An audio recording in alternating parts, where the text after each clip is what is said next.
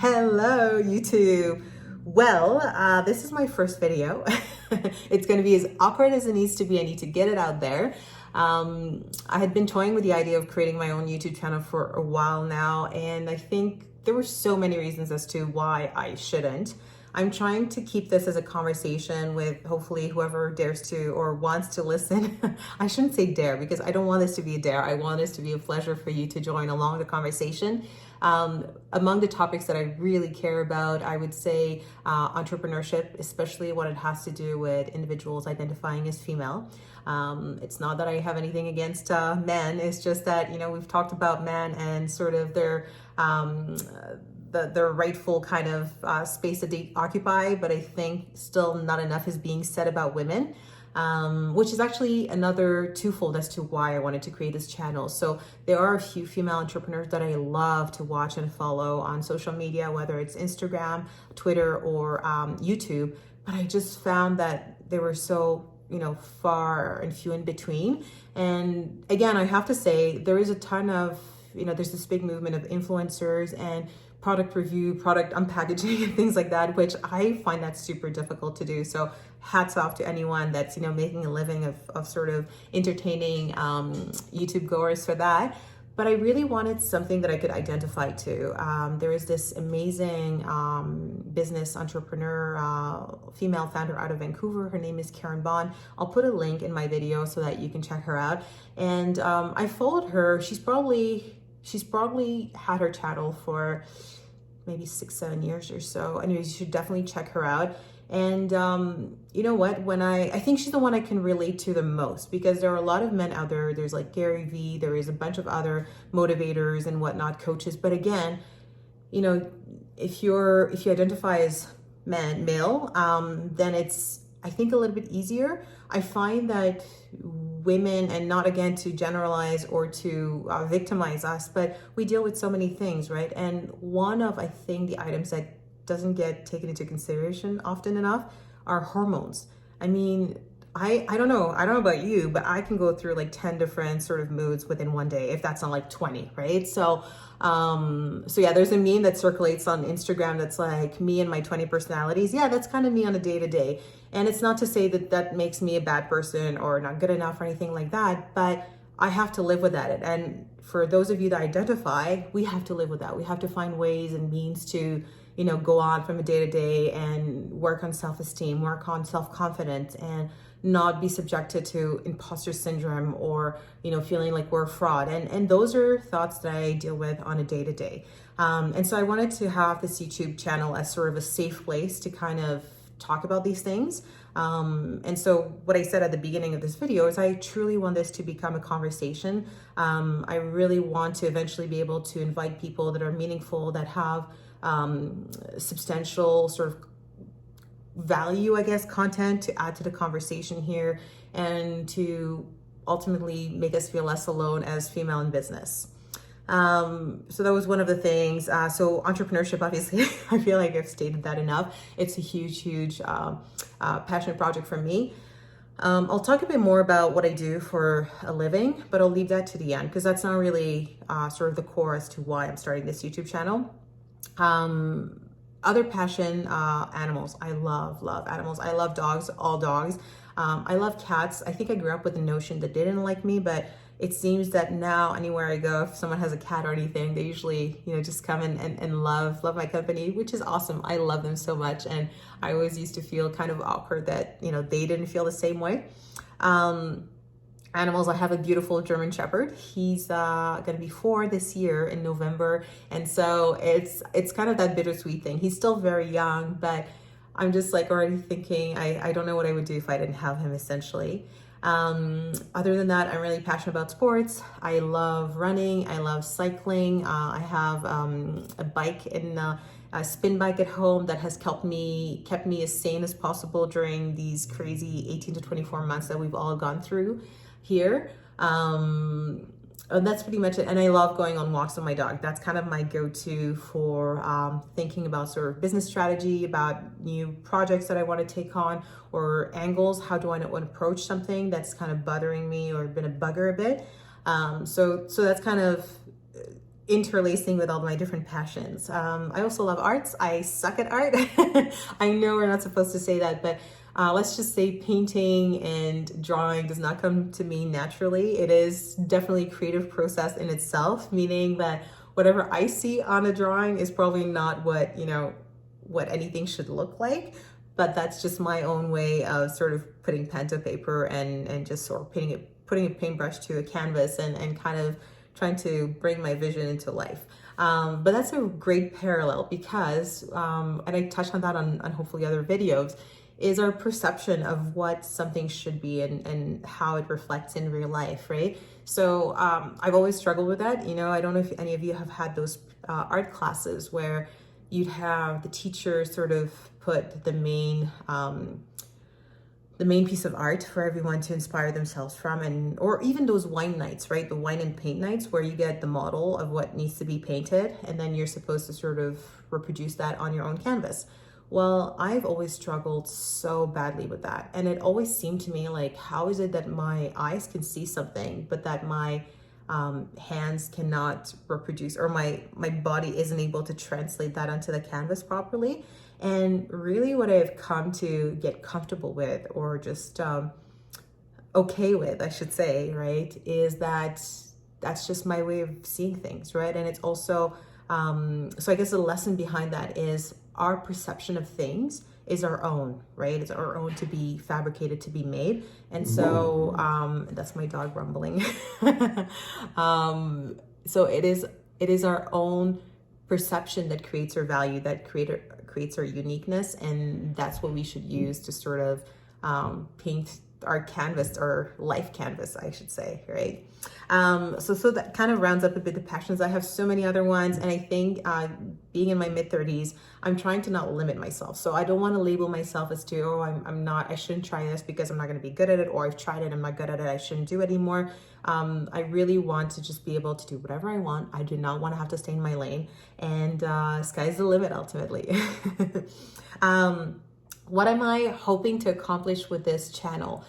Again, coming back to what I said initially, I'm hoping for this to be a safe space for women in business. I'm hoping to share the ups and the downs. I'm hoping to share some tips and tricks from mentors that I've had, or just events that I joined that have helped me change my perception or see things differently, right? In a way that makes you feel less lonely, because being a female entrepreneur, being an entrepreneur is hard as balls, pardon my French, but being a female entrepreneur these days is just, I don't think it's been said enough, and I don't think we realize how difficult it is.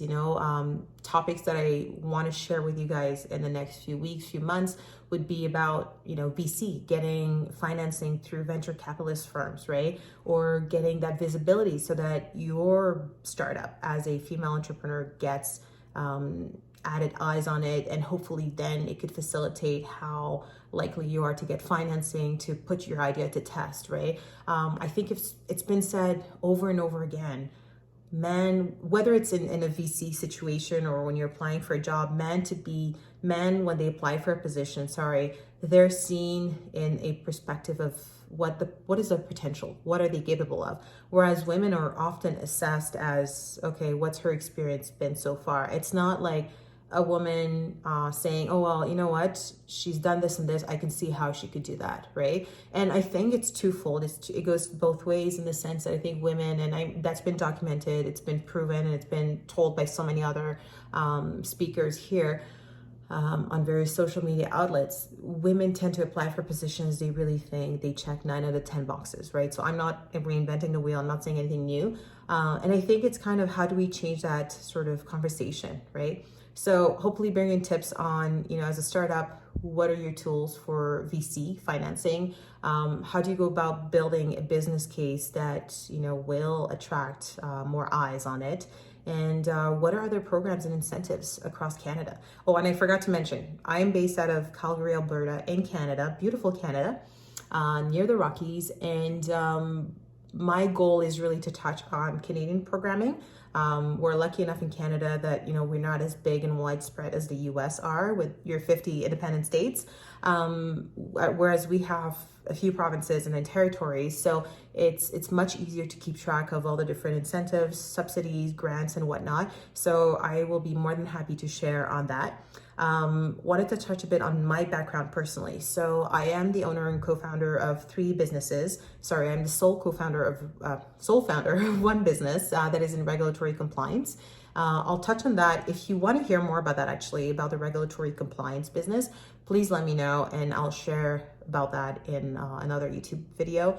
My thought is not to just blab on what I do. It's hopefully more focused on topics that could be meaningful to women in business or women entrepreneurs.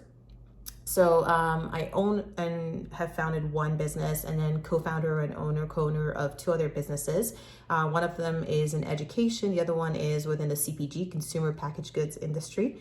And with growing team comes growing pains. And with growing pains, obviously, the challenges. So as they say, more money, more problems. That is true. But yeah, just really thrilled to sort of share from my experience.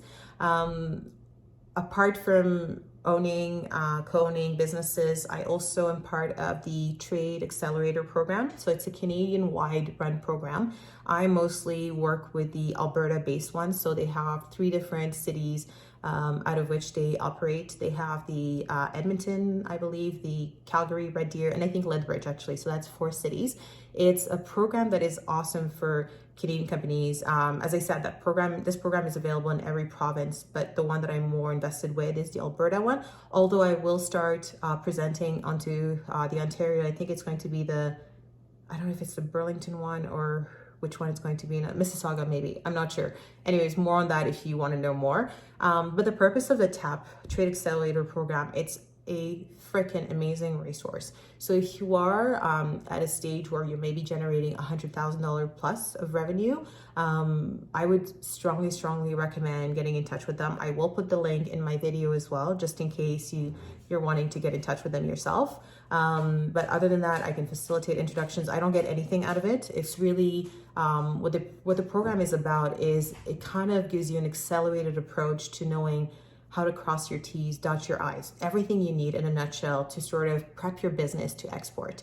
As we know, and it's something that I've noticed through my regulatory compliance business, is a lot of companies, especially within the startup. So let's kind of close it into 100,000 to 500,000 revenue per year in sales. Tend to really be focused on local business. And when I say local, if you happen to be anywhere in Canada, I mean local to your province. And so it takes us a lot of time as startups and as entrepreneurs to sort of, and even more so if you're a female entrepreneur, but to get to that step where we're like, okay, what's my overall strategy? How am I going to get to double that number, triple that number? Not through gimmicks, not through anything, weird or odd. So going through that TAP program kind of gives you this accelerated snapshot of all the services, all the subsidies, the grants, free money, right? That the government is reinvesting in essentially startups to utilize those to help you exponentially grow. So I think of think of it as a means of accelerating your growth by attending this program. I believe, and don't quote me on that, I think the program is free. You do have to fill up the eligibility criteria. And the reason why I mention at least at 100,000 revenue per year, you could be like less than that, and it'd be case by case. They would talk to you and see if you fit sort of their eligibility criteria. But if you are at $100,000 revenue at least, well, then you're opening yourself to a lot of different grants and subsidies that are available to companies that have at least filed an annual return for $100,000. And so I'll talk more about those programs that are attached to the TAP. A lot of those grants and subsidy programs that are sort of instructed through the TAP are available outside of that program. So it's not like you have to go through that program to get that information, but think of the program as a means to hearing about all of this and kind of getting bombarded with great information in one spot, essentially, and not having to spend countless hours on Google looking for, what are the programs or the grants, if I'm in agri-tech, if I'm tech, if I'm in industrial application, oil and gas, etc., right? So that's one of the great programs that I work with, that I'm attached with. The other one is I also sit as a reviewer for Alberta Innovates. So Alberta Innovates is essentially a not-for-profit organization that's subsidized through different programs by the government. And what they do is they have grants anywhere from $10,000 all the way to, I think, $300,000 matching, which means that they would give you 300 if you're willing to put 300, which ends up covering a project that could otherwise cost you 600 out of pocket. And again, those are grants, so you're not paying them back. But I sit as a reviewer for their grant applications. So what that means is I review pretty in-depth grant applications that could have sometimes upwards of 50, 60 pages, and that detail sort of your business plan, actually, but on steroids. And I really love that. So as you can see, the recurring theme here is that I'm highly invested in the startup ecosystem. I really love everything and anything that has to do with startup state of mind. I love that innovative and creator kind of approach. And I'm hoping to share sort of my experiences working with these companies, but not only that, also sharing with you sort of the tips and tricks that I have learned through coaching and through witnessing, right? So here's hoping you'll stay tuned for the next video. Again, if you have any questions, if you have any topics that you'd like me to touch on, I would love for you to comment. Let's see what the rest will look like. Thank you so much for listening.